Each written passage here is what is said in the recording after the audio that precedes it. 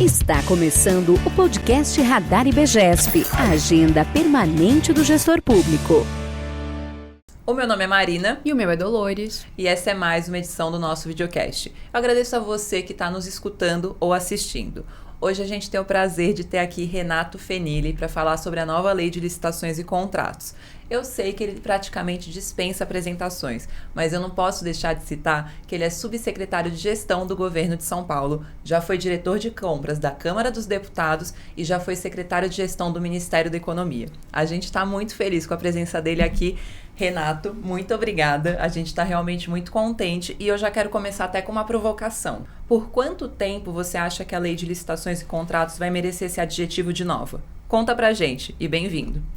Bom dia a todos, né? Todo mundo que vai estar nos vendo aqui, que esse vídeo vai ficar no YouTube, então quando você estiver vendo esse vídeo, receba minha saudação. Marina, um prazer estar aqui, Dolores também. Obrigada a você. Vamos lá, porque fala que tem um monte de pergunta para mim, né? Você se prepare, viu? Então eu espero que eu consiga dar conta, mas é uma satisfação enorme estar aqui nesse videocast coordenado pelo IBGESP. Quanto tempo que a lei vai estar em vigor? Olha, se a gente for pegar um prognóstico, tem né, Confúcio fala que para conhecer o futuro você tem que estudar um pouquinho o nosso passado. Se for assim, ela vai ficar 30 anos, né? Então aí, 30 anos, 2051, a gente vai ter uma nova lei de licitações. E a gente vai ficar chamando de nova ainda, será? Vai, porque né? eu como socióloga que flerta com a história, fico pensando, imagina daqui a 200 anos as pessoas vão ficar lendo nova lei de licitações. Eu acho que ainda está muito forte no nosso imaginário coletivo, né? 866 que acabou de ser revogada. Sim. Mas eu entendo, aí qualquer tipo de perspectiva aqui vai ser um chutômetro, né? Mas eu espero que ela fique com a gente um prazo necessário para criar raízes, para que a gente consiga nos valer dela, né? Do ímpeto de modernização, que a gente consiga emplacar novas práticas, que a gente consiga nos libertar muitas vezes de uma cultura menos voltada para resultados, que ficou talvez aí como uma herança de um uso disfuncional da 866 e que depois disso ela possa ser lapidada, talvez no começo de uma maneira incremental, ela já teve alterações, mas que depois possa vir uma lei melhor ainda, porque eu costumo dizer que essa lei é um ato de gestão. As leis são atos de gestão. Elas teriam que ser encaradas como atos de gestão, sim, mais do que apenas como um ato jurídico formal e muitas vezes pouco suscetíveis à inovação. Então, que fique o tempo necessário para que crie as raízes, que a gente consiga nos valer do cardápio que ela oferece e que depois venham novas leis e talvez num ímpeto muito maior de inovação. Pegando a sua deixa na inovação, tem algumas falas suas de que não dá para a gente agora avaliar se a legislação ela é inovadora, né? A gente precisa implementar, ver se ela consegue trazer valor, agregar valor para o mercado. Então, seria um a posteriori. Eu queria saber se nesse momento, a gente está aqui gravando, pessoal, em março de 2024.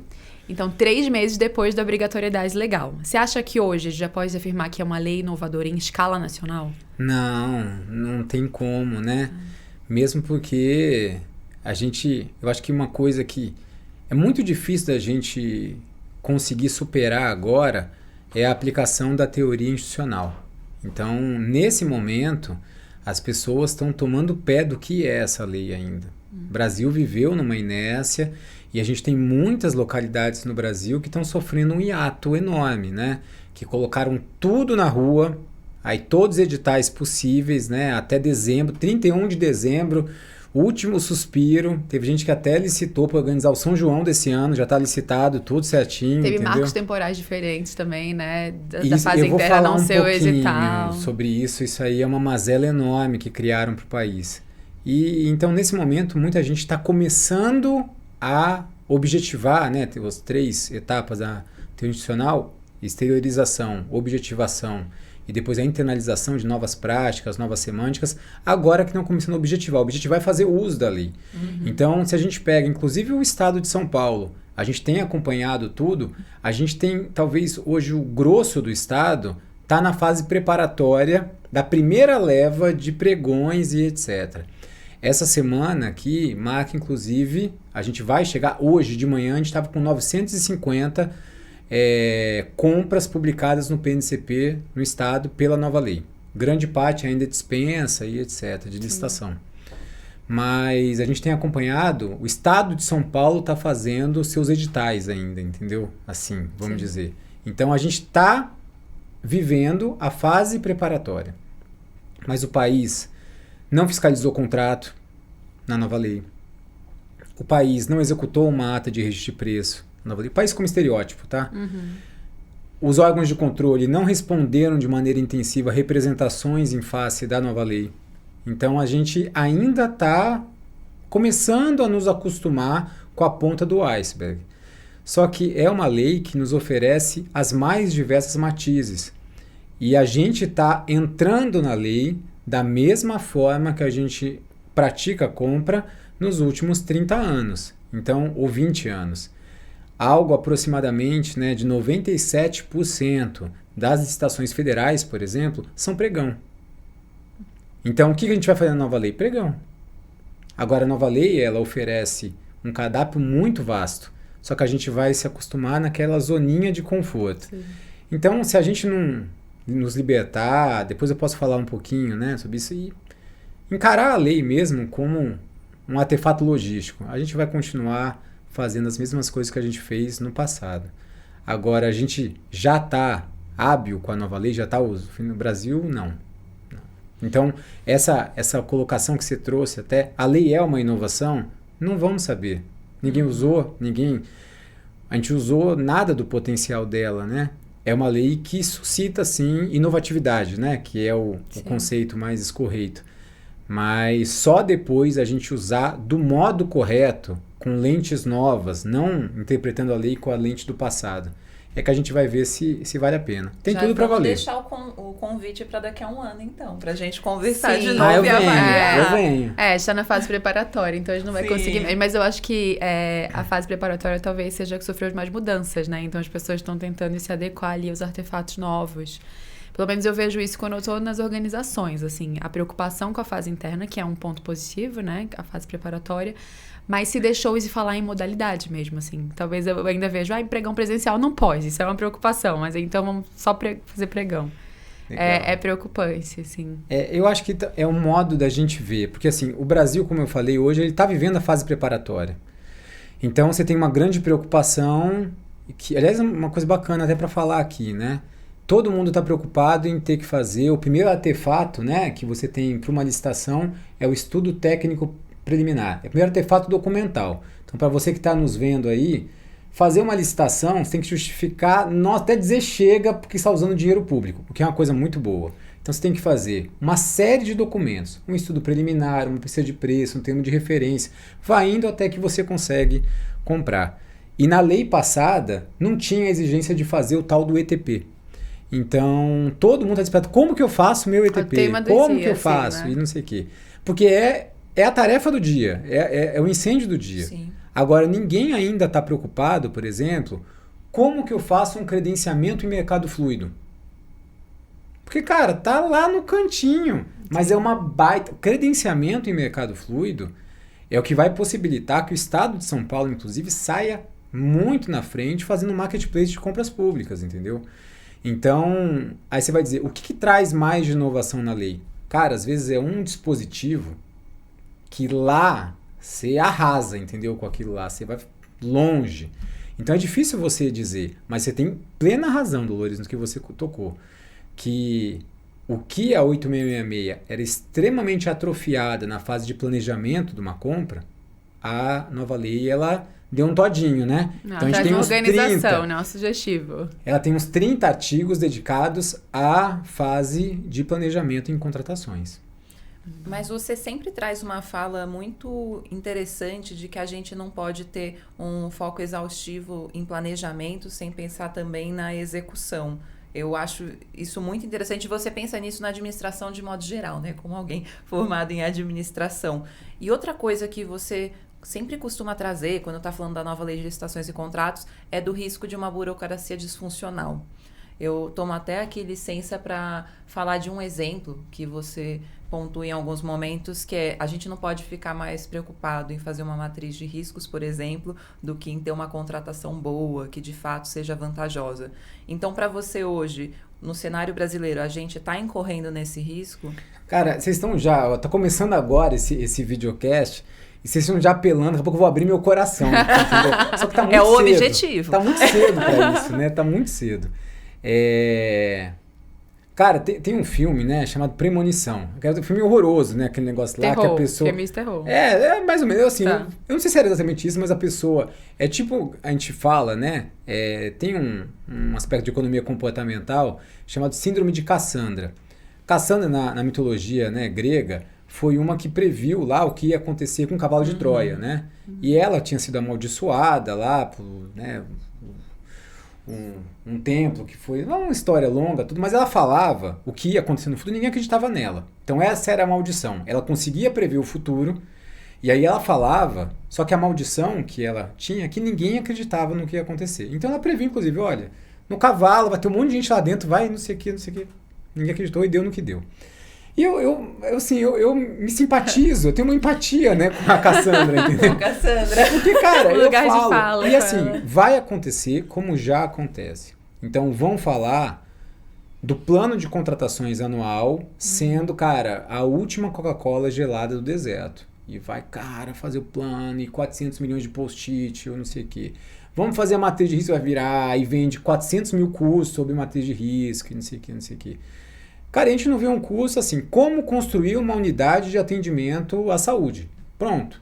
Eu queria um curso desse, entendeu? Como entregar a política pública. Então, a gente se pega e a gente tem toda uma indústria mesmo, né? Na concepção de hipótese mesmo, uma indústria que valoriza o meio. Sim. Em detrimento do fim.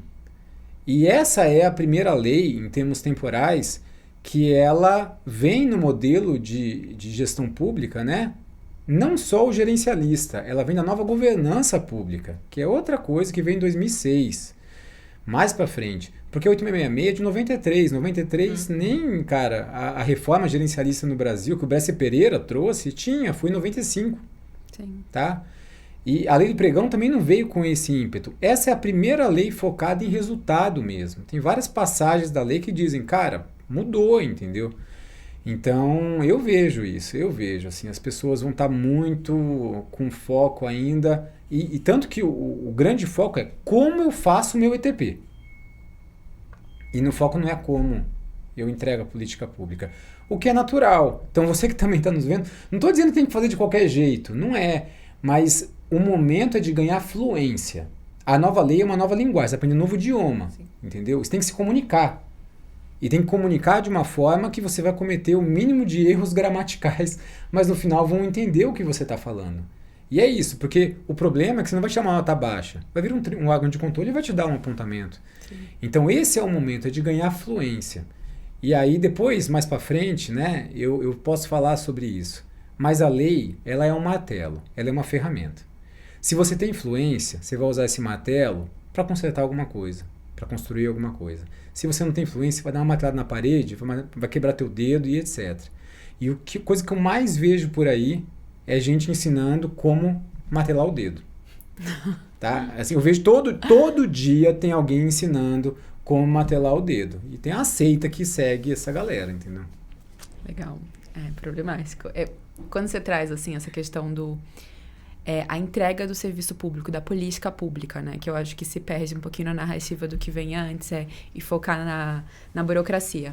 Mas você também traz uma fala que casa muito com o propósito do IBGESP, foi a razão da nossa criação ali 12 anos atrás, que é empoderar esse servidor meio, que é responsável, em última instância, por executar a política pública, porque não tem como executar uma política pública, entregar uma UBS, entregar nada, sem compras públicas, né? Sem execução de compras públicas.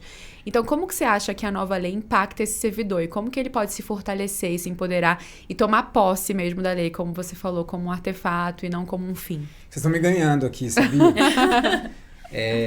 Então, para deixar claro aqui, eu queria deixar registrado, inclusive, né? Obviamente, como todas vocês, todos nós, né? A minha agenda, ela não é algo muito tranquilo, né? Mas eu fiz questão de atender o convite aqui, Porque eu dei uma pesquisada sobre o IBGESP, né? E eu vi a história, não é uma história que começou hoje, nem ontem, né? E de verdade, a missão, o propósito de vocês é extremamente nobre. E você tocou num ponto fulcral aqui. Então, primeiro de tudo, registrar, passem, faça o recorte, passe tudo que é lugar. Parabéns aqui, né? Muito obrigada. Vida muito longa à instituição. Muito obrigada. O setor de contratações públicas, ou melhor, lato sensu, o setor de logística pública, ele nunca foi muito valorizado. E dificilmente vai ser. Tá? E dificilmente vai ser. É a regra do jogo. Né? É a regra do jogo. Não tem um palco, né? De vez. Não tem palco. O palco, obviamente, e aqui não é uma disputa, mas o palco, até mesmo em termos de ganhos políticos, né? Cara, é uma obra entregue, é o que vai ter a fruição direta à população. Então, se a gente pega as políticas públicas macro, né? Saúde, educação, segurança e por aí vai. Então, quando você atende o cidadão, cara, a melhor coisa. Agora, compra pública, ela se vale muito em indicadores de tendência, né? Então, é a área meio da meio da meio. Se eu melhorar o modo de fazer compra pública, isso não tem um sentimento direto pelo cidadão. Sim. Se eu diminuir o tempo de compra de 120 dias, que demora, tá? Para 90, o cidadão não vai perceber isso diretamente. Ele vai perceber quando o hospital for construído e estiver atendendo. Sim. Então, nunca vai ser. Agora, internamente, pelas organizações públicas, isso deveria estar sendo percebido. Porque tirando, é uma visão talvez com algum equívoco, mas grosso modo, tirando as políticas públicas de repasse direto, que você repassa um dinheiro à população mais carente, etc., todas as outras políticas públicas, cara, desde Minha Casa Minha Vida e etc., é tudo licitação pública. Tudo. Você vai construir um hospital, licita. Vai construir uma moradia unifamiliar, multifamiliar, é licitação pública. Inclusive credenciamento para obra, que a lei matou, entendeu? A gente fala nisso. Então, assim, tudo é licitação. Para comprar medicamento, cara, é licitação. Sim. Né? Ou às vezes não cai numa compra judicial de medicamento, mas é compra pública. Então, quanto mais você melhora isso daí, mais, cara, a gente está... Não estou falando nem do vulto econômico, que eu poderia apelar para isso. Mas melhorar a compra pública é política pública na veia. E o problema que tem é que é uma área que, em geral, não é valorizada, que você tem uma elevadíssima rotatividade de pessoal. Sim. Tá? E se a gente pega uma visão macro de Brasil, você tem ainda uma incipiência muito grande, aí, uma fragilidade das equipes. Tá? Eu não estou nem dizendo de segregação de função aqui, não é muito por isso, né? Mas, e aí como que empodera? Como que empodera? E aí eu lembro que quando essa lei nasceu, teve gente que falou assim, a lei da governança, é a lei da governança. Cara, não deixa de ser. E aí tem uma fala, nossa senhora, o povo ama fala assim, né? Que porque agora a lei, ela exige TP, matriz de risco e por aí vai. Um monte de coisinha. E ela fala, coitado do município. Quando alguém fala pra você, coitado do município, cara, já olha com, assim, né? Coitado do município que agora vai ter que fazer PCA, plano de condições anual, matriz de risco e etc, e etc. E aí, cara, tem que respirar um pouquinho, pensar e falar assim, será que é coitado do município? Porque eu posso dizer, e eventualmente você que vai estar nos vendo aqui, já fez parte de uma equipe de compras, etc. E eu posso dizer, vou olhar no teu olho, tá? Você gosta de pegar um processo emergencial de compra para entregar hoje à tarde? Não gosta. Quem trabalha não quer isso daí. Não quer. Não quer o caos. Não quer. E aí, muitas vezes, a gente que está no chão de fábrica, a gente quer consertar a casinha, só que não tem força. Porque você vai falar com o prefeito, vai falar com não sei quem, cara, não vai valorizar isso daí. Sim. Aí vem uma lei e fala, olha, você tem que ter um plano, você tem que fazer isso, você tem que ter governança, você tem que fazer não sei o quê. A lei não muda a realidade. Não muda. Mas ela é o melhor patrocínio que você vai ter hoje. Brasil, é outra fala que eu tenho, né? Ele não é um lugarzinho que vira a chave, ele é um vídeo em câmera lenta, né? Você tem que ver o país assim. Essa é inédita para mim. Ele não é você não pode analisar a gestão pública brasileira com uma foto. Ela tem que ser vista como um vídeo em câmera lenta. Então, hoje, não tá bom. São Paulo, hoje, ele tá em ascensão. Não tava bom. E de verdade, estou falando isso aí num crivo extremamente técnico. Meu posicionamento aqui é extremamente técnico. Mas a gente está melhorando. Amanhã vai estar melhor do que hoje. E é isso que a gente tem que ver. Então a lei, ela não resolve por si. Não resolve. Eu tô me ensinando muito na fala, né? Não, mas eu acho que... Manda, fala, eu tô aqui. Não, tô Corta não, tá? Corta não. Nada vai ser cortado, mas talvez eu acho que uma das formas de empoderar que você está trazendo é dar segurança jurídica, porque Sim. a pessoa não quer assinar um processo desse também, né? Essas pessoas vão ser responsabilizadas também. Então, há uma paralisação, porque por que chegou agora? É emergencial? Eu acho que o plano vai trazer isso. E eu vejo isso na sua fala, não sei se estou correta, mas a segurança jurídica também empodera, né?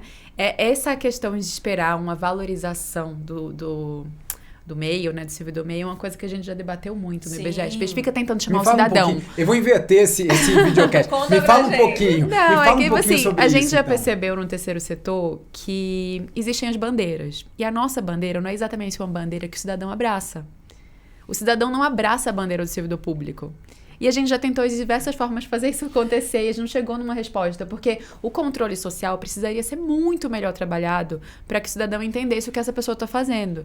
Mas ainda existe várias visões estereotipadas de altos salários, que até é tudo mentira, assim, né? Mas altos salários e poderes e folga e preguiça. Existe isso. E a gente lida com isso quando a gente tenta chegar também na população em geral. Porque tem esse recorte, né? A gente quer comunicar com o servidor público, a gente tem essa missão de aumentar a eficiência, entrega, mas a gente também queria que a população entendesse que no final, aquela matéria do jornal que passa, tá sem uniforme nas escolas, tem a ver com isso. Então, a gente vai conseguir conectar as coisas, eu acho que a sua fala foi perfeita nisso, que é conectar a entrega. Eu acho que falta esse raciocínio ainda, essa... Não sei. Sem dúvida. Não, a gente percebe, Legal, a gente viu? até tem uma máxima aqui. Tem que letrar, né? Que uma das melhores maneiras de subverter esse estigma do servidor público, que tem, inclusive, pessoa que fala, mas eu não uso serviço público. Então, sim, ainda tem essa máxima. Eu nunca uso serviço uso. público. Eu já ando no carro pensando, vamos fazer aqui respirando, você usa serviço público, porque você veio aqui andando numa rua que foi calçada pela gestão pública.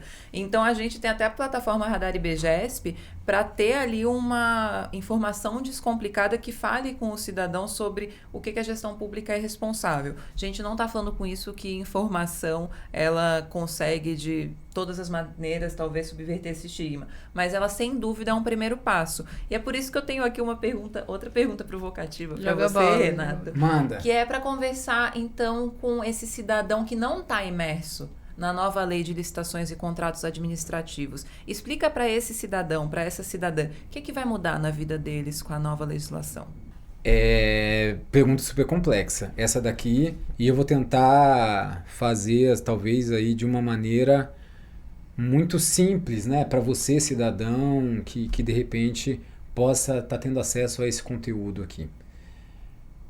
Para você, eu entendo que você, cidadão, seria muito bom se você estudasse a nova lei de licitações. Seria muito bom, muito bacana, tá? Porque no fundo isso aí aumenta, inclusive as prerrogativas sua como cidadão, em especial para fazer o que a Dolores trouxe aqui de uma maneira muito cristalina, que é fazer controle social, tá? Agora, eu posso dizer uma coisa, cara, licitação pública não é uma tarefa muito fácil. Não estou desencorajando você de estudar, não, jamais, tá? Não é uma coisa tão simples assim. Então, assim, o que vai mudar no dia a dia deles? Depende. Eu posso dizer o que mudaria num modo ideal, tá? E o risco que a gente corre. O risco que a gente corre é a gente aplicar a nova lei como se a antiga fosse. Usar as lentes do passado para nova lei. Aí, meu amigo, minha amiga, nada muda. Tá? Nada muda. Agora, tem um potencial muito grande de várias facetas mudarem na tua vida. Eu vou dar um exemplo, tá? Em algum momento você passou por alguma obra pública que está parada? Um túnel que está abandonado, que ninguém fez nada, um hospital que está parado? O que aconteceu com isso daí? Em especial, muitas vezes, tá? Você tinha uma obra que estava acontecendo e alguém viu algum tipo de irregularidade. Veio um órgão de controle, entrou com uma cautelar, por exemplo, para parar a obra, tá? Ou a administração mesmo viu que tinha algum problema, tudo, parou a obra. Parou. A nova lei, ela fala o seguinte, olha, se tiver algum problema desse, você tenta sanear, formalmente no processo. Não conseguindo, antes de suspender ou anular a obra, veja se a suspensão ou a anulação é de interesse público, senão você entrega a obra. E depois você come o fígado da empresa com indenização. E isso evita, e a lei, ela mudou tanto esse paradigma, que ela fala o seguinte, gestorzinho, dá a mão comigo, e vem dar uma volta e fala assim, olha, para você anular essa obra, pense no interesse público. E a lei disseca, fala assim, ó, pensa no atraso da fruição desse bem pelo cidadão. Pensa no custo da obra, no túnel que vai ficar alagado, que vai ficar estragando, no custo de você manter essa obra inacabada. Então eu vou dizer, para a nova lei, se você ler com atenção, para você anular uma obra dessa, anular uma licitação, um contrato, desculpa, ou suspender, cara, você tem um apetite a risco louco, entendeu? Louco. Então você vai entregar. Então, com a nova lei, uma das coisas que tende a mudar na sua vida é que a gente tende a remediar muito das obras paralisadas no Brasil. Isso já é muita coisa, tá? Muita coisa, tá? Uma outra coisa, e depois, cara, em algum momento que puder, eu queria até contar uma história aqui. Você tem tantas coisas, você quer ver? Um exemplo, meu pai, quando era vivo, ele teve que fazer uso de medicação de alto custo para tratamento oncológico. E, infelizmente, muita gente tem que fazer isso daí.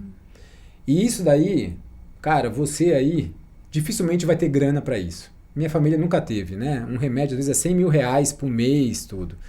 Então, você tenta ir na justiça, tentando uma liminar para o Estado te dar. E esse pedido, ele cai lá no Ministério da Saúde. E cai no departamento que é de compras judiciais de medicamento, tá? E agora, quando a gente fez o decreto federal, a gente conseguiu colocar lá que essa compra pode ser por registro de preço. Ai, que legal. Por quê? E não estava na lei, mas a gente conseguiu colocar lá e passou, né? A minha irmã de alma, a Andréa Asch, conseguiu justificar bem. Então agora, o que acontece? Você vai ter esse departamento em um monte de ata com os laboratórios, que em geral tem exclusividade nesses medicamentos, pingou o pedido lá, não precisa instruir um processo, já está lá, pega o remédio e dá para o cidadão. Então são 2 exemplos, eu podia passar horas falando para você, porque tudo muda. Capacidade de resposta em termos de construção de creche, em termos de reforma de escola, de disponibilização de material escolar, de medicamento, de material médico, tudo muda, tudo. Agora eu dei 2 exemplos de compra judicial de medicamento e de obra paralisada. Então, com isso, nem a pontinha do iceberg, usando a mesma, né, paráfrase aqui, mas tudo tende a ser muito mais ágil e muito mais transparente, porque todas as compras do país agora vão estar num único portal. Só isso, cara, essa lei merece efusivos aplausos, entendeu? Sempre que eu entro no PNCP eu fico emocionada. Fico, nossa, eu deveria passar o dia inteiro aqui, porque tem tanta coisa para pesquisar, né? Tanta coisa nova para o fornecedor, para o cidadão e para o gestor público. Você trouxe na sua fala a questão da qualidade da regulamentação, de certa forma, né? Pensar nesse destaque aí para atas de registro de preço, para compra de medicamento. E a gente viveu muito isso ano passado, especialmente, em alguns órgãos te ajudou um pouco a implementar no Centro Paula Souza, na Prefeitura de Mogi das Cruzes. E eu acho, a gente vai deixar o link aqui embaixo, né? Mais cases, é legal. Legal. Eu acho que a preocupação de todo mundo era como que vai implementar na prática, porque a regulamentação veio antes, esse espaço amplo para que fosse regulamentado, pensado os casos práticos e individuais daquela organização foi dada, né? Com sucesso ali pela lei. Vamos regulamentar, vamos ter cuidado para a nossa realidade. Mas aí vem uma máxima sua. Será que a gente se preocupou muito com essa estratégia da implementação? E não tanto com a qualidade dela, em termos qualitativos, assim, como que cada órgão vai fazer uso do que regulamentou hoje? Como que ele vai expandir isso para toda a sua atuação? Cara, aí começou a ficar mais quente, né? Eu acho que esse videocast aqui. Não, a gente não pensa nisso no Brasil, infelizmente, tá? A gente, em termos de estratégias de regulamentação, né? Assim, a gente pensou muito pouco em termos de Brasil. Não estou dizendo em termos federais, tudo, a gente teve realmente, cara, um zelo enorme em termos de regulamentação, e agora eu posso dizer, né, porque quem fez toda a regulamentação federal, desde a recepção da lei, desde a discussão do PL 1292, foi eu e a equipe da Andréa Asch, lá na SES. Eu falo muito da Andréa Asch porque ela é a pessoa mais influente em compra pública do Brasil há anos, Sabe aquele negócio da IN5 2017? É tudo ela que escreveu. A IN5 é? Ela que escreveu, Ele pessoalmente. está aqui com a pessoa tão perto, sem aproveitar. Ela tá ó. na sala. Só pra dizer pra todo mundo aqui. Nos escutando. Então, assim, decreto que regulamentou o RDC, ela que fez tudo, né? E a gente começou a tentar trazer uma revolução mais, isso aí, quando a gente escreveu o decreto 10.024, que era o decreto, né, que já foi revogado, mas que regulamentava o pregão. E que substituiu um decreto federal que ficou 14 anos sem nenhuma mudança. Ele não mudou uma vez, o 5450. E aí a gente trouxe e tal. E aí quando você pensa assim, o que é qualidade de regulamentação? Você tocou um negócio bacana, vou falar agora. Posso falar? Vou Tá falar. o canal aberto. Cara,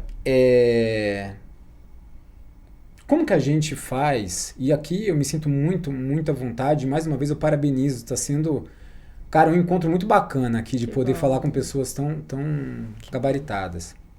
Como que a gente forma opinião em compra pública? Como que a gente gera conhecimento? Tá? Então, eu posso dizer, inclusive, eu tenho um grupo de alunos, né, que me acompanham, eu aprendo muito com eles, tudo. Eu fiquei um ano e pouco dando aula, tá? Fechei agora a turma, né? E a última aula eu fiz uma pergunta para eles, assim, que é: você aprende compra pública como? Lendo post em Instagram, lendo algum artigo de internet, alguma coisa assim. Agora, tem um paradigma, né? Que é a gestão baseada em evidências. E qual foi a última vez que você leu um artigo científico sobre compras públicas? Cara, eu acho que ninguém, às vezes, nunca leu, entendeu? E um bom artigo científico. Então, esse daí é um ponto. Então, quando a gente fala de qualidade de regulamentação, eu vou tentar me fazer bem claro assim. A gente tem que pegar, em termos acadêmicos, definir o que é qualidade. Qualquer tipo de abordagem que eu falar aqui, que não seja essa, é leviana. Porque qualidade não pode ser uma coisa subjetiva para mim. Eu tenho que objetivar esse subjetivismo. O que é qualidade?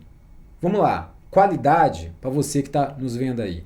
Você nunca consegue encostar em qualidade. É uma coisa etérea. Então, qualidade a gente chama de variável dependente, que ela é explicada por várias outras, né, aí, quesitos. Então, por exemplo, cara, a capacidade de compreensão em uma linguagem simples. Pô, eu acho que é uma coisa que é bacana, tá? A capacidade de inovação daquela norma. Ainda que infralegal, tem um oceano infralegal para inovação. Cara, aí, bacana. E você vai quebrando aquilo lá, tá? E aí você, de repente, consegue 5 variáveis que vão te explicar o que é qualidade. Aí você começa a ver, bacana, o que eu fiz está aderente a esse modelo ou não? Então, talvez um artigo acadêmico de primeira ordem aqui, que nunca vai ser lido por ninguém, porque todo mundo vai para o Instagram, tá? Mas é um modelo de qualidade em regulamentação em logística pública. É a primeira coisa para ver. E sempre você vai ter um trade-off. Então, eu vou dizer, tem alguns estados, né, que fizeram os decretões, por exemplo. Sim. Cara, é um trade-off. O que fizeram esses estados? Tiraram a faca do pescoço porque precisava regulamentar. Mas, como que, sinceramente, assim, um estado, um município, fez um decretão em 2021. 2021, ninguém nem tinha encostado a mão na lei. Que aprendizado que teve, eventualmente, para poder fazer essa regulamentação. Tá? Então não tem como. Você fez, só que qual é o problema? Que as normas são muito estáticas. O custo de você melhorar uma norma é enorme. Uma norma de 700 e poucos artigos, para você melhorar, vira um elefante para você pegar no colo. Então, eu diria que não pensaram e não se pensa. Não se pensa. Aqui a gente pensa muito em cortar a fitinha, lançou mais uma. Tá? E aí, quando a gente veio aqui para o estado de São Paulo, trouxe a Andréa, tudo, a gente sabe o que tem de bom e o que tem de ruim nas normas federais. E eu, mais do que qualquer outra pessoa, eu posso dizer, tem imperfeições nas normas federais. Mas como? Eu sei porque eu fiz. Então, eu estou me criticando. Tem imperfeições, tem erros. Ah, tem erros. São Paulo optou por fazer faseado. Vocês estão fazendo em etapas. Eu não consigo ver a menor hipótese, ainda que tenha um trade-off, eu nunca ingressaria em um decretão. Opinião muito pessoal minha. Porque você estaria sacrificando justamente o estudo em profundidade, que é de onde você extrai inovação. Então, você e inovação é a única maneira de você maximizar a entrega para o cidadão. Tá? A relação de agência com o cidadão é a única forma. Então, o que a gente fez aqui? Chegamos em São Paulo, não tinha uma norma expedida. Sim. Cara, primeira coisa... Eu lembro de 31 de março do ano passado. Eu tava no CPS, inclusive todo mundo, não, mas vai ser prorrogada hoje. Oxi! Já sabia. Não, mas quem que falou? Aí começou a vazar aqueles vídeos e tal. WhatsApp só. E São Paulo, foi no dia que São Paulo recepcionou, né? Eu acho que vocês recepcionaram. A primeira coisa, porque não tinha o que fazer. E foi uma coisa assim... Não foi uma estratégia. Não fui eu que escolhi a estratégia. A estratégia que me escolheu. Porque não tinha saída. Era o único caminho. Era o único caminho, né? O único caminho. Então, assim, recepcionou tudo. Bacana. E agora a gente está com calma, pegando cada norma que a gente expediu, e não foram muitas não, tá? Porque a gente ainda está numa lapidação muito construtiva com a Procuradoria do Estado. Então, a gente tá vindo... É um aprendizado para ambos, tá? Mas a gente expediu talvez aí umas 10 minutas, alguma coisa assim. Tá? Tem uma tabela de vocês bem legal no Compras Gov, no Compras SP, né? Que dá pra ver as coisas que estão por vir e tal, tem bastante transparência. Cada uma delas, eu diria que em média tem umas 7 inovações. 6, 7, que às vezes passam um pouco desapercebidas, mas a gente sabe o que a gente pôs lá. A gente sabe aonde que quer chegar, aonde que não quer chegar. Não tem uma máxima que as pessoas falam, eu vou pedir pra você desconstruir ela. Olha, Que você tá falando do governo federal aí. Não, é que a gente viu muitas pessoas falando assim, pro governo federal é muito fácil, porque ele já contratava assim, então quando a lei saiu já era a lei deles. E aí você me traz todo esse trabalho para regulamentar, para trazer inovações. Como que você vê isso? Assim, eu vejo muito... Eu não vou dizer aqui... É difícil, né? Desconstruir isso totalmente. Tá. Que já existia uma governança diferente no governo federal. Olha, é meio complicado falar isso daí, né? Eu acho que tem vários exemplos aqui. É óbvio que não dá pra gente colocar o Brasil inteiro num estereótipo, né? Eu não sou servidor do Executivo Federal. Eu sou servidor da Câmara dos Deputados. A Câmara tinha uma governança. Quando eu fui para o Executivo, eu vi outra governança. Melhor em alguns aspectos, pior em outros. O Judiciário tem outra, né? Governança. Boa até, por sinal, né? Assim, em termos de governança, lato sensu. Agora, se a gente pega, por exemplo, plano de contratações anual. Cara, o Executivo tem uma norma razoável de PCA desde 2019. Mas em 2022... teve um acórdão dizendo que ninguém tem a menor maturidade para executar o PCA. Teve um acórdão no TCU dando uma porrada nisso aí. Então, é óbvio. O que aconteceu em termos históricos? Isso aqui é importante mesmo de mencionar. O Tribunal de Contas da União, ele entrou na temática de governança em contratações em 2015, mais ou menos. E teve um acórdão, assim, muito disruptivo, que foi o 2622 de 2015. O relator foi o ministro Nardes. Que ele entrou muito forte na temática e falou o seguinte, você, órgão, entidade, para estar bacana em governança, você tem que ter, sabe aquele caderninho teu que você põe um monte de estrelinha, tudo, para você tirar 10, tem que ter plano de condições anual, plano de logística sustentável, tem que ter gestão por competências em contratações públicas, tem que ter diretrizes para gestão contratual, e ele arrolou 8 variáveis para você estar bacana. Foi a primeira vez que o TCU entrou nisso. Só que no Executivo Federal, você tem uma coisa que aqui no Estado era muito fraco, tá? Eu posso dizer isso aí, que é o conceito de órgão central. Sim. Então, lá tem as SEGES. E aí, as recomendações do TCU batem nas SEGES. Então, em 2015, plantou a semente do acórdão.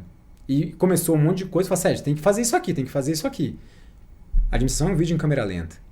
2015 veio isso. Vou dar um exemplo. Em 2018, nasceu a primeira norma federal de PCA, do Plano de Contratações Anual. E aí veio vindo. Então, daquele acórdão, começaram a brotar normas. A IN5 de 2017 é fruto disso. E aí, o que aconteceu? Veio um monte de norma federal que, quando veio a nova lei, pegou. Então, na realidade, um pouco mais conhecida, né? Sim. Então, na verdade, quando você fala que a lei traz várias práticas federais, sim, essa metade está certa. Só que, em geral, quem fala assim, a lei traz práticas federais para o âmbito federal. Essa segunda parte está errada.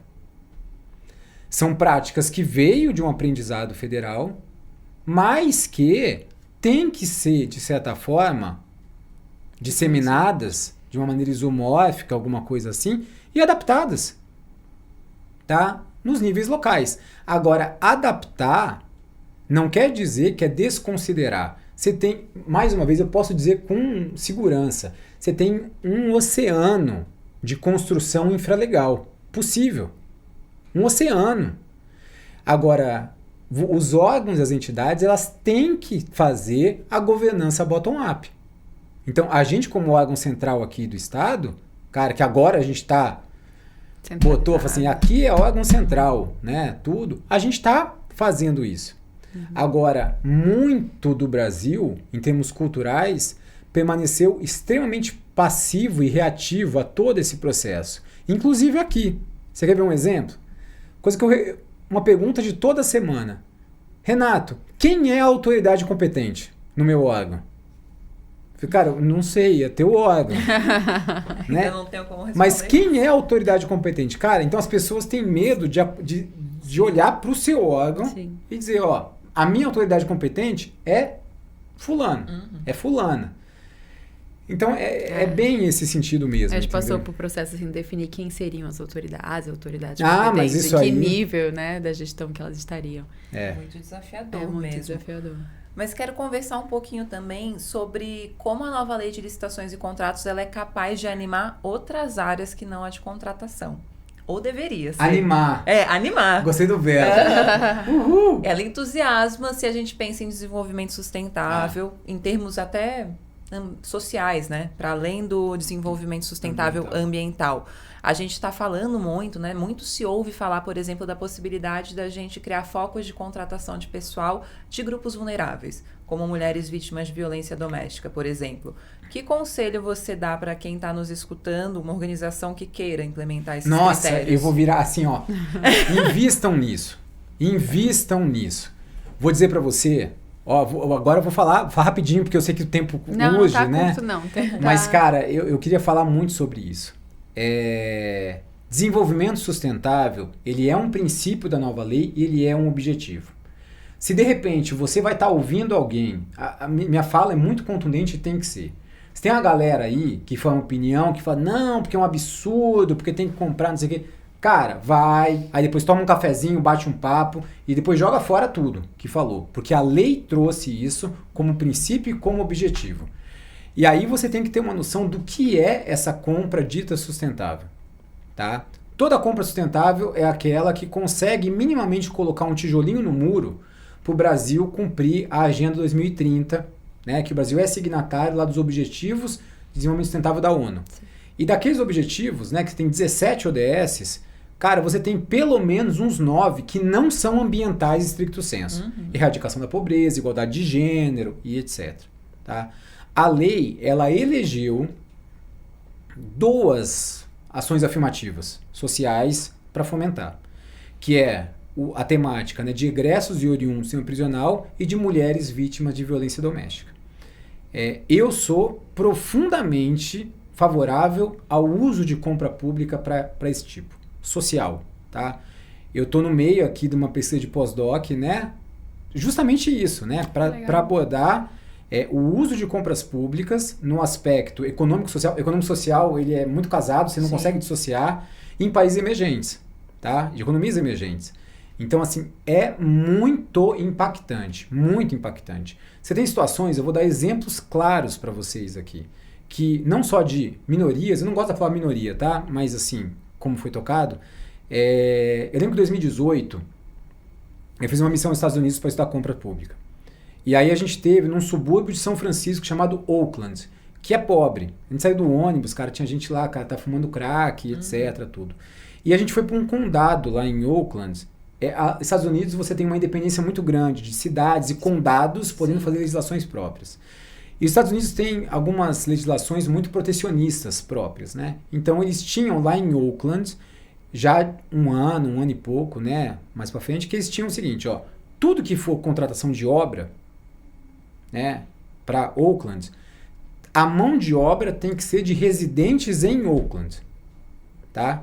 Então, cara, com isso você consegue... Estados Unidos, que nem São Paulo, né? Muita obra, muita coisa, então a galera tinha emprego. E aí eles tinham acompanhamentos, que é uma coisa que o Brasil é extremamente carente, que é medir política pública. Sim. Muito carente, muito. Mas que acompanhava o IDH local e viu, cara, estava aumentando. Não numa curva absurda, mas estava aumentando. Tá? Então, assim, quando você toca nisso, a temática de mulheres, cara, quando você consegue finalmente dar um mínimo de uma renda aí para uma mulher dessa, que ela consegue romper o ciclo de violência muitas vezes, tá? E vou fazer mesmo, cara. Cota não, hein? Vou fazer uma propaganda aqui, tá? A minha orientadora de pós-doc, inclusive, tá? O nome dela é Cristina Castro. Eu sou fã número 1 dela. Ela é CEO do Instituto Glória, tá? Que que faz aí toda, né, uma empreitada, né, contra a violência a mulheres e a meninas, tá? Então acessem, conheçam o Instituto Glória, tudo. E, cara, é uma coisa que a gente tem que mesmo entrar e parar um pouco de desmistificar o que é compra sustentável e o que não é compra sustentável. Toda compra que você fizer, nem que seja um computador que teu órgão vai trabalhar e vai cumprir a missão depois, ela tem que ser sustentável. Sim. Ela tem que ser. Então eu acho que essa é uma das temáticas mais assim mal compreendidas e mal tocadas, mal abordadas aí na temática de compras públicas no Brasil. E que aparecem no ETP e todo mundo tá um pouco assim, como que pensar no ciclo de vida, Sim. como que pensar em práticas sustentáveis. Eu acho que tá muito longe ainda da racionalização do processo. E ó, parabéns, Marina, por você ter tocado nisso daí. Porque eu vou para um monte de evento, um monte de congresso, e vou dizer para vocês, essa temática tá em segundo plano. Sim. E quem tá tocando nessa temática toca com um viés 200% ambiental, tá? Apenas. E só para deixar claro, o viés ambiental é extremamente necessário. Cara, essa semana bateu 61 graus de sensação térmica no Rio. Sim. Não estou dizendo que não é. O que estou dizendo só que tem que ser uma visão equilibrada do ambiental com o social, com o econômico. Todos na mesma valência. No Brasil, desenvolvimento sustentável é tão sinônimo de um cuidado ambiental em detrimento do cuidado social, que quando a gente fala dos 61 graus no Rio, a gente vê uma foto do Corcovado da Zona Sul, sendo que 61 graus não foi lá. Foi em outro local do Rio de Janeiro, Olha, né? eu nem tinha captado essa... eu fiz essa reflexão, assim, fizeram essa reflexão sociológica até da imagem, a gente pode até colocar aqui na descrição, que a gente imagina lá, a Zona Sul do Rio de Janeiro com 61 graus, mas obviamente que são comunidades muito mais vulneráveis que estão sofrendo, né, com essas altas temperaturas. Bangu, eu morei no Rio um tempo, né? Então Bangu deve ter batido, se 61 foi no Rio, em Bangu, brincadeira, viu? Mas uns 70 graus. Sim, a gente tem que parar de apartar, de fato, né, esse aspecto ambiental do social, porque é algo que caminha junto, sem dúvida. É verdade, eu acho que é um debate que está sendo um pouco tocado. A gente tem percebido isso também. A gente traz nos cursos, mas não tô vendo a aplicação legal. Eu usei até o adjetivo certo aqui de falar animada para falar sobre isso, porque eu fiquei muito animada com a sua resposta de que não tem que se pensar, né? Eu vou fazer uma contratação sustentável. A contratação tem que ser sustentável e pronto. É princípio. E vamos falar então de outra coisa aqui que a gente tem que pensar na nova lei de licitações e contratos, e essa sim é muito falada, mas você fala de uma maneira diferente, que é a gestão por competências. Você fala até de uma tríade, né, da gestão por competências. Eu já vi uma fala sua falando de uma tríade de conhecimento, habilidades e atitude. Você traz que conhecimento a gente consegue com capacitação. Habilidades e atitude a gente vai ver na operacionalização, né? Na prática. Muito legal. O que você está vendo de habilidades e atitudes sendo desenvolvidas por aí? Eu acho que é uma coisa que a gente pode tocar, inclusive, aqui, né? E de verdade, assim, eu acho que é uma oportunidade muito boa de eu falar com vocês, entendeu? Até com relação a isso. Vamos lá. Capacitação. A gente confunde muito o desenvolvimento de competências com capacitação em aula expositiva. Sim.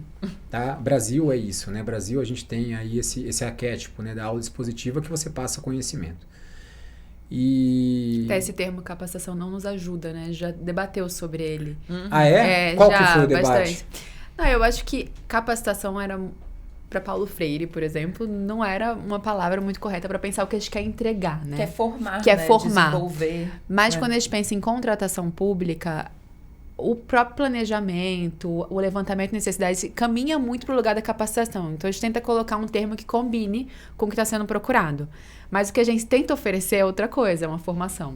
Na prática, Na inclusive. prática. Então, em geral, nossos cursos são oficinas, não são cursos, são oficinas. Então, a gente já trabalha sobre a perspectiva da prática sempre, assim. Então, tentando usar os sistemas, o que está à disposição, o que vai caminhar com você no processo de compra. Então, a gente já tenta ir para essa abordagem. E, vez ou outra, a gente volta. Vamos continuar usando a palavra capacitação? Sim. Talvez não tá comunicando o que a gente esperava que estivesse. Gostei muito da reflexão, né? Cara, eu vou dar uma viajada aqui, mas não é tão viagem não, né? Atletas profissionais, assim, de luta, eles têm feito, é uma tendência mais atual, né? Eles têm feito muito menos sparring. Sparring são as simulações de combate em treino, né? Aqueles sparrings muito pesados, porque só machucam muito, muito. Eles estão pegando mais leve em treino. E isso tem toda uma base científica. Qual que é a base científica em termos de aprendizado? Porque você quer, num treino... Eu faço arte marcial há 30 anos, né? Mas, assim, num treino você quer aprender. Você quer desenvolver habilidades e atitudes, ainda que condicionadas, ainda que, né, você tem um... Ambiente controlado, né? Num ambiente controlado. Muito bem. E aí, o que se falaram? Quando tem um sparring muito violento, você tem uma descarga comportamental, em termos de hormônio, muito forte de dopamina. Então, o que entra muito nisso aí é a capacidade de sobrevivência. E aí você tem um estresse tão alto que você não aprende, você se fecha ao aprendizado. Olha só. Em contrapartida, se teu sparring é muito nada a ver, sabe assim, muito leve, muito, você tem, quem predomina é o cortisol. E aí você fica numa letargia, você não aprende também. Então, você tem que, às vezes, isso aí se vale para qualquer coisa no nosso aprendizado. Se você quer desenvolver habilidade e atitude, você tem que achar um meio termo entre a dopamina e o cortisol. Então, é você ter um sparring sério, concentrado, mas não violento. Quando você joga isso para o aprendizado, você tem que usar estratégias de ensino que vão te levar mais próximo de uma prática num ambiente controlado, perfeito, que você colocou, mas que vai ter uma seriedade lá dentro, entendeu? Então, por exemplo, cara, eu vou inclusive, eu não quero fazer propaganda não, tá? Se quiser até cortar isso daí, podem cortar. Mas eu vou ingressar agora, de uma maneira muito intensiva, em ministrar, até para o Estado aqui mesmo, sessões de estudo de caso. Então, o estudo de caso, ele tende a sair um pouco do despejar o acordo, não sei o que. Aí vai lá, é cortisol bomba, né? Sim. Ou chegar assim, é pra instruir agora, chegou o negócio. Aí, cara, você não aprende também não, que aí lascou, entendeu? Então, estudo de caso é uma maneira. Oficina, que vocês colocaram, também você tira um pouco e traz esse ponteiro, talvez, para uma áurea mediócritas, né? Que a gente chega mais nesse sentido. Então, isso daí é muito importante, muito, né? Porque aí você consegue, numa oficina, que você vai usar o sistema e responde, faz e simula, você está desenvolvendo atitude também, tá? Talvez a atitude é o mais difícil de tocar, mas a habilidade tá. Sim. Mas a habilidade tá. Então, eu vejo muito claramente Eu acho aqui... que as atitudes a gente tem tentado... as oficinas, em geral, elas montam processos, né? Então, passar pela realidade de todos os artefatos na montagem de processo, ela também articula a atitude, porque são áreas diferentes, que, em geral, não se comunicam tão bem. Legal. Então, colocadas na mesma sala, você consegue desenvolver atitudes, né? Qual que é o momento que vem pra mim, que vai pra você, qual a responsabilidade? Eu acho que passa um pouquinho pelo caminho dessa ligação. Tem dado certo. E também eu acho que articula, talvez, o que eu tirei do seu Racional de Luta, que eu tenho zero informação sobre isso, tudo novo pra mim, até a palavra. Vou precisar pesquisar que palavra é essa. Articular a sua aprendizagem pra algo que você vê valor. Porque, às vezes, quando você tá ali lendo um acordo, uma legislação e tal, você não conseguiu agregar valor pra você naquilo. Quando você tá mobilizando um objeto que, eventualmente, você vai licitar, você já tá economizando seu tempo futuro. Então, você vai se mobilizar pra aprender aquilo. Então, eu vou credenciar a passagem aérea no futuro, deixa eu ver como é de fato, assim. Esse é um case que a gente pegou da Câmara, inclusive. Vocês faziam isso lá muito bem. E a gente trouxe esse estudo de caso para uma oficina na FAPESP, que eles querem fazer isso também. Então, vamos pegar o edital deles, vamos estudar isso e aplicar para cá. Então, assim, eu acho que tem dado muito certo seguindo esse caminho. São metodologias diversas que podem compor a oficina, que podem compor uma capacitação, mas que tem nos ajudado para sair do caminho da teoria. Eu sou uma pessoa muito abençoada, tá? E de verdade, assim, eu não sou um cara que fica falando nada protocolar. Mas vocês não têm ideia de como, assim, aqui pra mim, e pode deixar registrado isso aí também, apaga não, hein, tá? É um aprendizado pra mim, tá? Então você fala algumas coisas aqui e tenho dúvida nenhuma, daqui a pouco quando acabar, né, essa sessão eu vou ter aprendido muito mais do que colaborado. Mas, muito com certeza bacana. também. Mas muito bacana a tua visão de você se ver, assim, estou me vendo, uma coisa que, cara, é pra mim, eu vou usar depois, entendeu? Eu vou usar. Então é quase como um estudo de caso muito mais aderente à minha realidade, porque eu vou pegar aquele caso e vou transplantar para a minha realidade. Sim, consigo ter valor, porque também muitas legal. vezes o servidor público ele foi jogado no curso, não queria muito estar ali. Acontece também, né? Todo mundo tem muito trabalho para ser feito. Às vezes E aí comunicado que a vai ter própria um curso polícia, hoje, da alta né, administração, vai vai lá. Então você não consegue entender por que você tá ali, qual que é o valor daquilo. Eu acho que o case, trazer essas metodologias consegue fazer você entender que vai economizar o seu tempo, vai trazer segurança para você. E eu espero muito, assim, que o mercado de capacitação e treinamento tenha passado essa barreira da teoria, sabendo que não, mas eu queria ter essa esperança, porque a gente vê muita coisa muito teórica, né? Cursos muito longos, extensões, para debater 100% dispositivos, exato. Renato, Mano. a gente ficaria aqui horas conversando. Mas calma, tem uma coisa ainda, você não vai no final não, né? Pode ir. Tá, só uma coisa. Ela não vai... Não. É que eu baixei uma imagem, eu até tentei copiar uma imagem que você coloca no vídeo seu do YouTube, eu acho. Que você tentou colocar o desempenho da transição agregado a alguns fatores. E aí você traz não só a regulamentação, que foi uma coisa que eu achei debateu aqui extensivamente, né? Mas você coloca a gestão de pessoas, que eu acho que vocês trazem nesse papo sobre conhecimento e habilidade, gestão de processos, estrutura, sistemas de tecnologia e a gestão dos stakeholders. Que eu acho que essa imagem seria ótima, tá na capa ali do Compras, para todo mundo ter uma noção da complexidade, assim. E aí eu queria saber se, na sua opinião, a transição está sendo feita levando em consideração essa complexidade de fatores. Muito e qual legal. você acha que não está sendo tão valorizada, talvez? Isso que a Dolores trouxe aqui é um exemplo de modelo. Lembra que eu falei para você que tem um negócio de modelo, de variável dependente e independente? Então aqui, por exemplo, né? O que está no... regulamento. Você colocou desempenho da transição. Então, exemplo, desempenho da transição ou transição é tipo boitatá, né? Você não consegue encostar, né? Sim. Então é a variável dependente. E isso aí é explicado por outras que são as independentes. Então, por exemplo, regulamentação. Eu consigo ver, consigo acompanhar isso daí. Sim. É uma variável independente. Sistema de TI, qual sistema que eu vou usar? Cara, gestão de stakeholder. Então, isso daqui explica muito bem o meu desempenho em transição. Então, esse é um modelo. Esse é um modelo acadêmico, inclusive, que poderia ter um artigo subjacente a ele. Sim. E aí, vamos lá. A pergunta, ela é ampla, né? Em termos de um Brasil aí... talvez alguma coisa que arregalou os olhos mais, assim. Uma coisa óbvia. Tá. Se eu pego, né?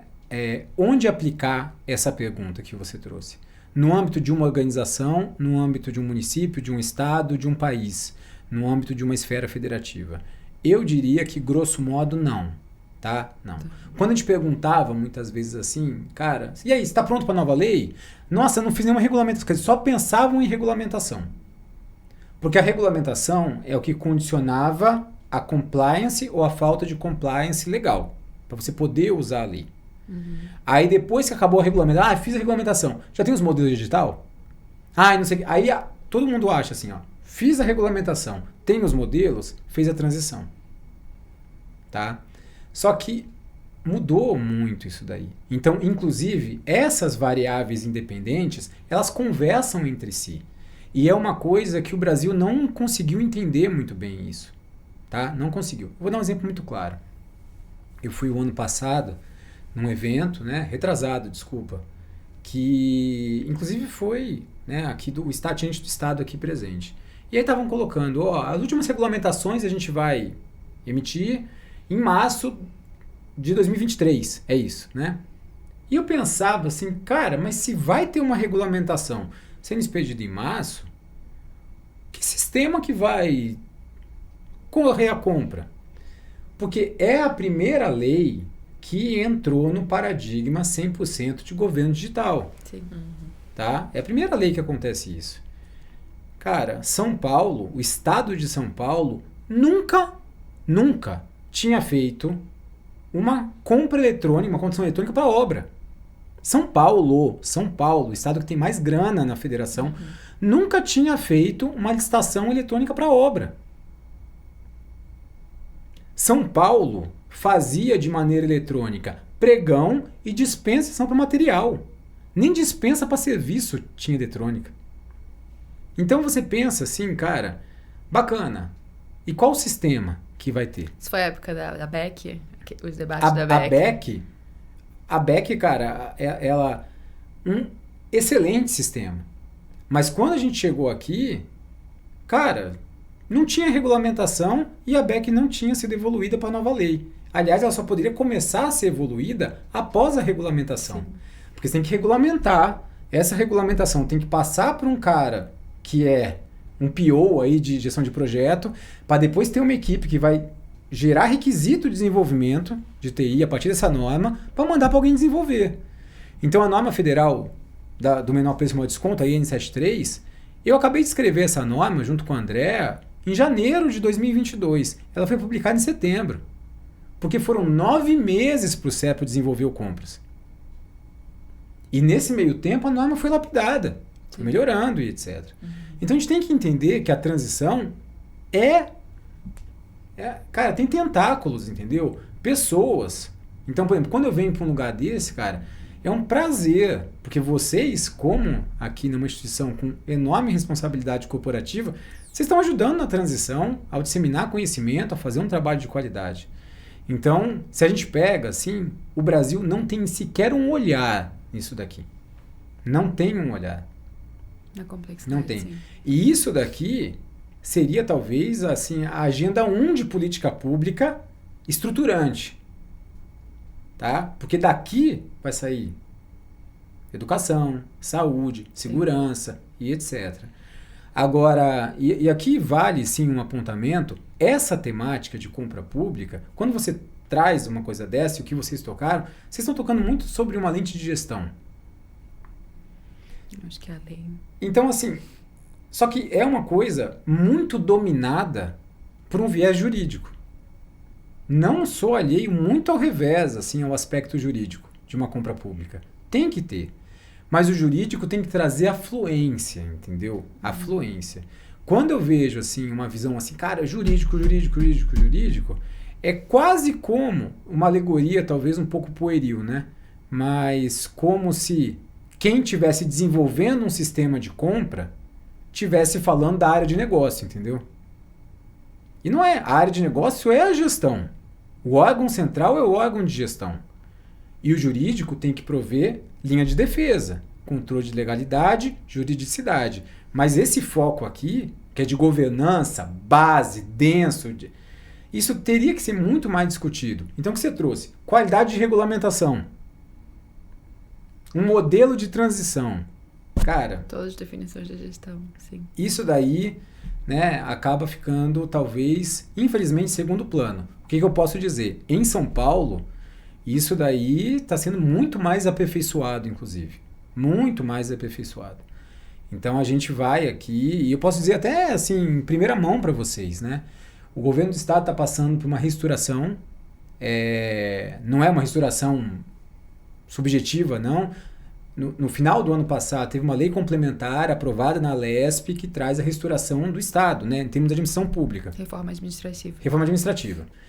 E aí você tem, esse ano, né, você vai ter todas as secretarias com novas estruturas. Então, por exemplo, a SGGD, onde eu estou hoje, ela vai ter uma central de compras. Tá? A lei exige que tenha uma central de compras. E não abre nenhum, assim, tem que ter uma central de compras. E a gente vai estar lançando aqui no estado o Laboratório de Inovação em Compras. Dentro também e quer fazer... Na hora, fala todo mundo assim, a gente vai pegar todas as instituições aqui, boas, né, do estado, e vai querer fazer parceria. Primeiro estou convidando vocês já aqui, né, já para... E você já tem outra experiência com laboratórios de inovação também. Tem. Você vai trazer muito... Né, mas eu acho que aqui a gente pode ter outro tipo. Hoje a gente acaba sendo muito mais maduro, né? Aprendeu muito Sim. mais. Outro Renato já, né? Chegou Amém, no... né? Amém. E então a gente vai seguir aqui.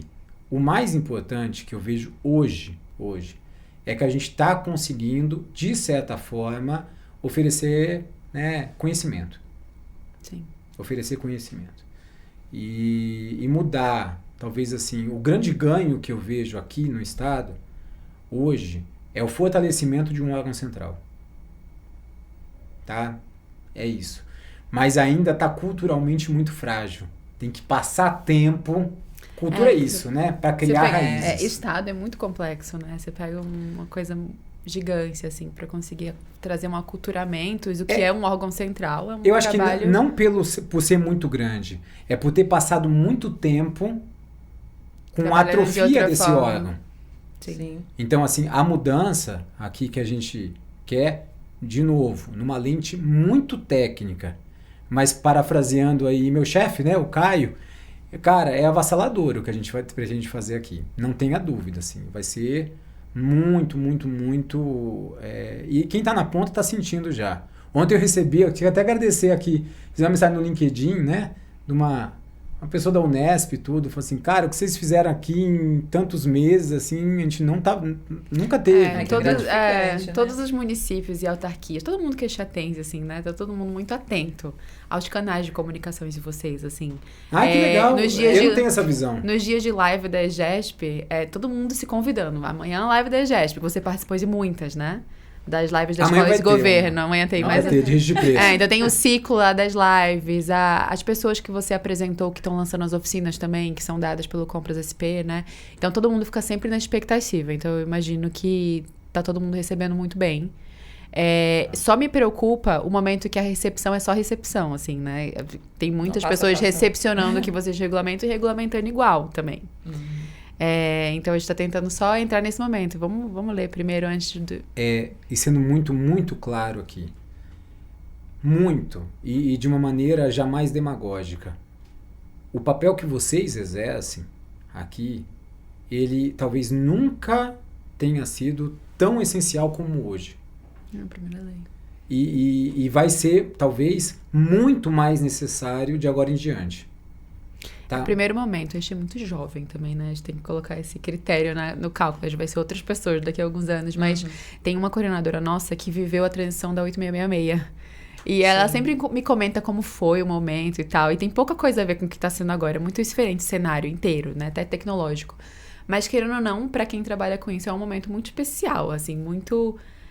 avassalador, talvez usando a palavra do seu chefe, do Caio.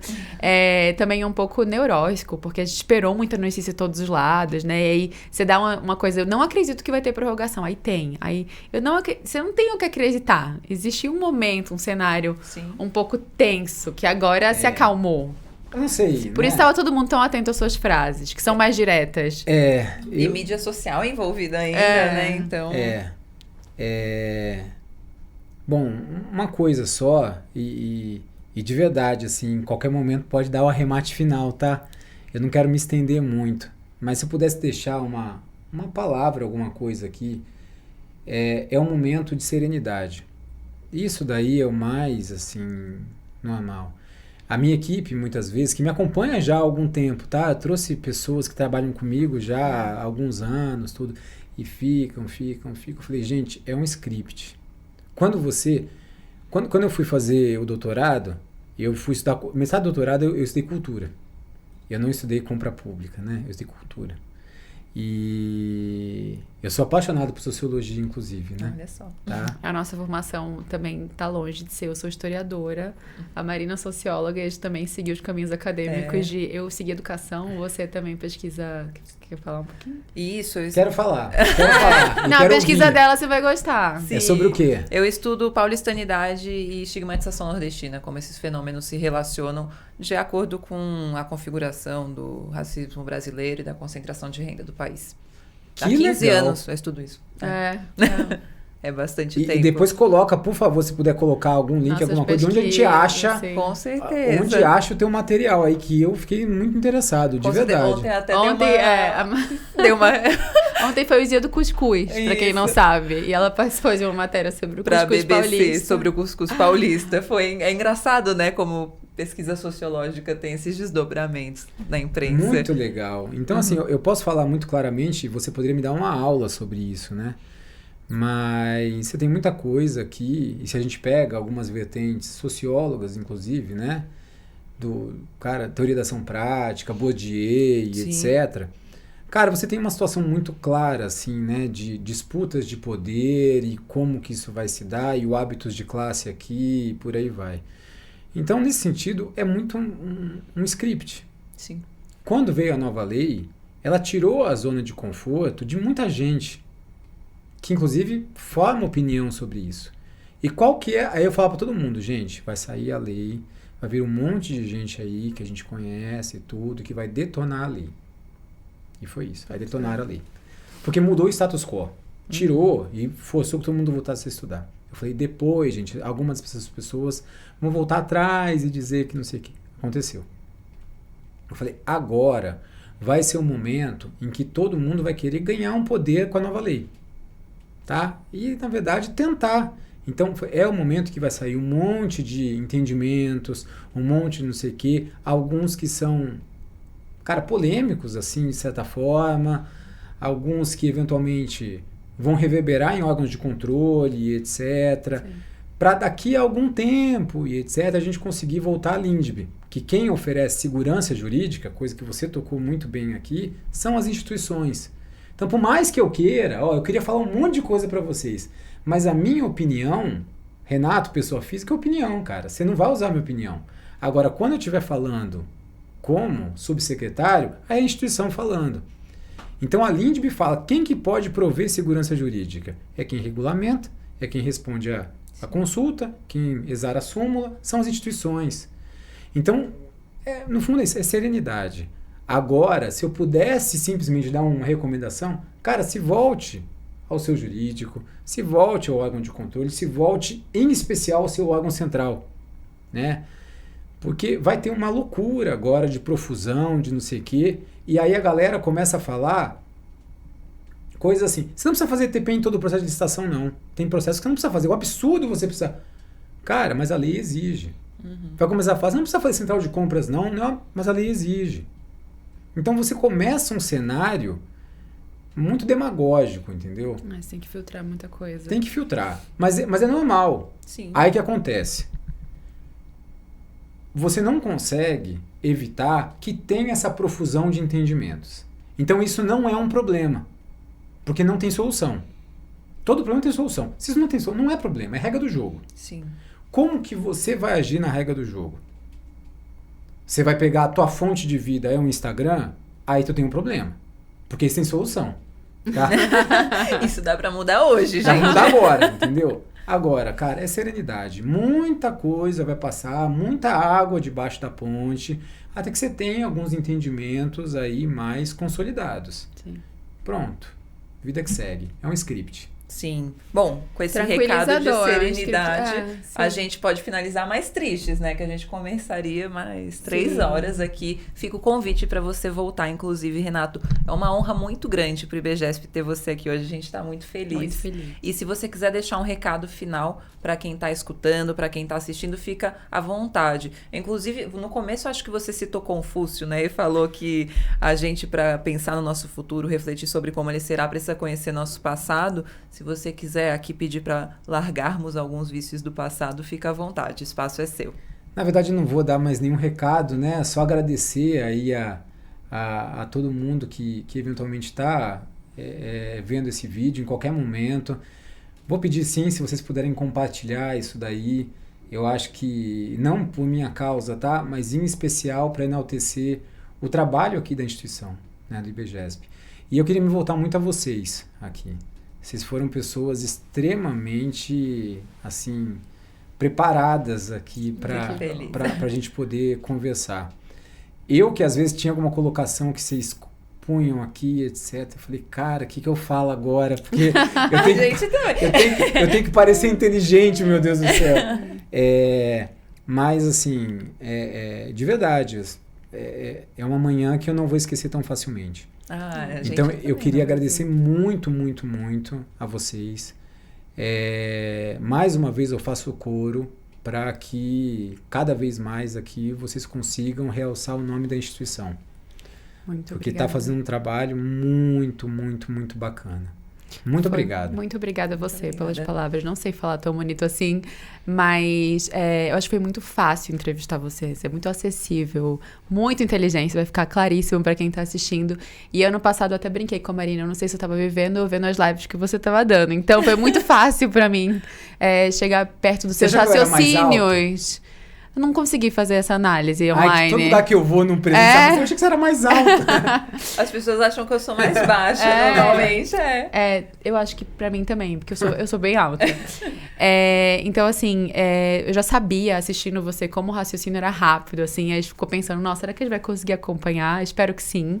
Espero que tenha ficado claro também pra quem tá nos ouvindo e assistindo, já que é um videocast agora. Sim. E que você volte daqui a um ano pra gente ver se o script seguiu Volto, com certeza. o previsto, né? Se a gente consegue seguir auxiliando todo mundo que precisar. A gente vai deixar cases aqui embaixo, tudo que a gente tem feito. O blog, que é um canal esse conhecimento que a gente valoriza muito. Acho que metade da nossa equipe hoje é conhecimento porque é o canal que a gente realmente acredita. Exato. Então é isso, pessoal. Muito obrigada e até Muito obrigada e breve. até a próxima. Tchau, tchau.